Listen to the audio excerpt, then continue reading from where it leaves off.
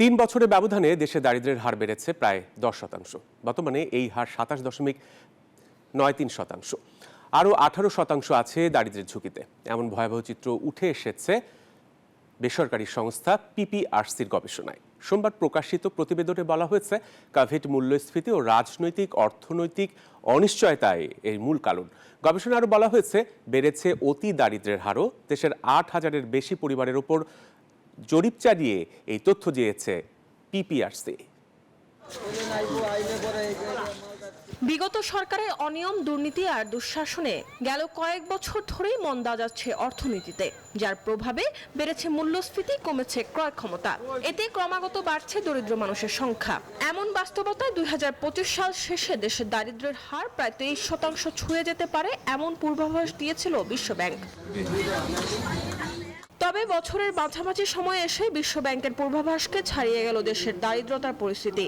বেসরকারি গবেষণা প্রতিষ্ঠান পাওয়ার অ্যান্ড পার্টিসিপেশন রিসার্চ সেন্টারের গবেষণা বলছে, গেল 3 বছরে দেশে দারিদ্র্যের হার বেড়েছে 9.23%। 2022 সালে যা ছিল 18.7%। কোভিড মূল্যস্ফীতির পাশাপাশি রাজনৈতিক অর্থনৈতিক অনিশ্চয়তাই এর মূল কারণ হিসেবে উঠে এসেছে গবেষণায়।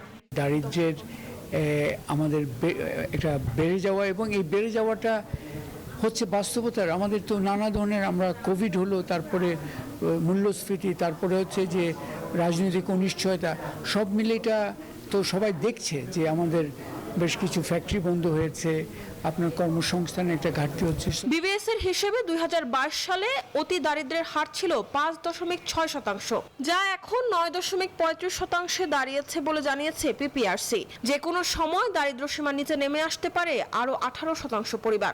ইকুইটি মানে জাস্টিস, বৈষম্যহীনতা, ভয়েস অ্যান্ড সিটিজেন ওয়েলবিং, মানে আমরা যে আজকের ইন্ডিকেটরগুলো দেখলাম, এর মধ্যে দেখেন যে শুধুমাত্র আয় দিয়ে হয় না, কতগুলো ইন্ডিকেটর আমরা ইউজ করলাম। গবেষণায় উঠে আসে, গত 3 বছরে শহরের পরিবারগুলোর গড় মাসিক আয় কমেছে 5,000 টাকা। বিপরীতে বেড়েছে ব্যয়। সবচেয়ে বেশি ব্যয় বেড়েছে খাদ্য ব্যয়। দারিদ্রতার হার কমাতে সামাজিক নিরাপত্তা বেষ্টনী সম্প্রসারণ এবং কর্মসংস্থানের সুযোগ বৃদ্ধির পরামর্শ দিয়েছেন ডক্টর হোসেন জিলুর রহমান। মরিয়ম আজিজ মরিন, নিউজ 24, ঢাকা।